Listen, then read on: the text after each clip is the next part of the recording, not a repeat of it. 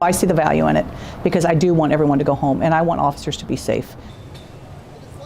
Austin Police Chief Lisa Davis is taking a national de-escalation training to a new level in her department.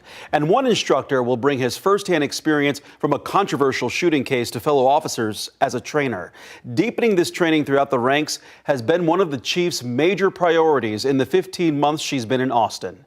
Here's KVUE senior reporter Tony Plahetsky. This program has been used in about 140 departments across the nation. It emphasizes situations involving people who are not armed with a firearm and who are suffering a mental health crisis. Drop the knife. Sir, drop the knife.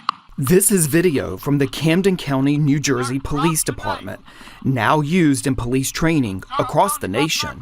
It shows police following a man suffering a mental health episode with a knife down a city street.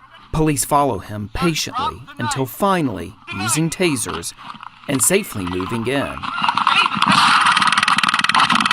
No one got hurt. What this does, ICAT, is you and I have an interaction.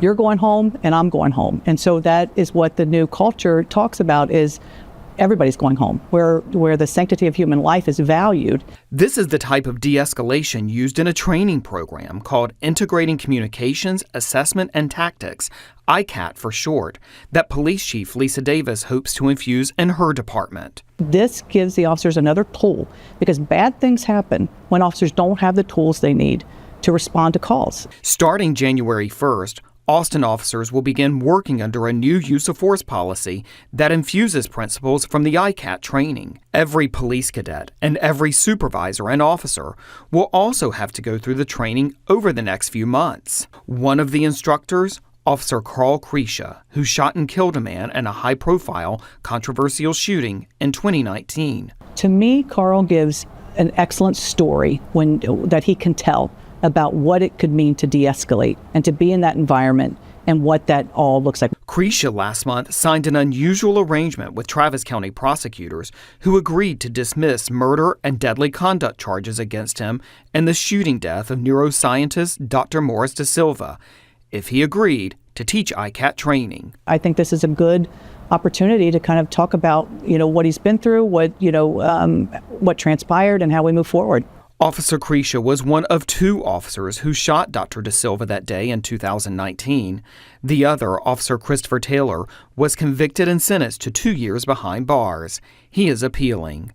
Travis County District Attorney Jose Garza has said that the deal involving Officer Krisha will, quote, strengthen public safety, enhance accountability, and build community trust.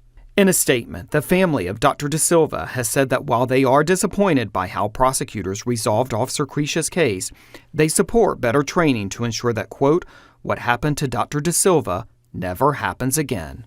An independent analysis of the results of the ICAT training shows it has reduced by at least 25% use of force incidents, injuries to suspects, and an even sharper decrease in injuries to officers. Tony Plahetsky, KVUE News.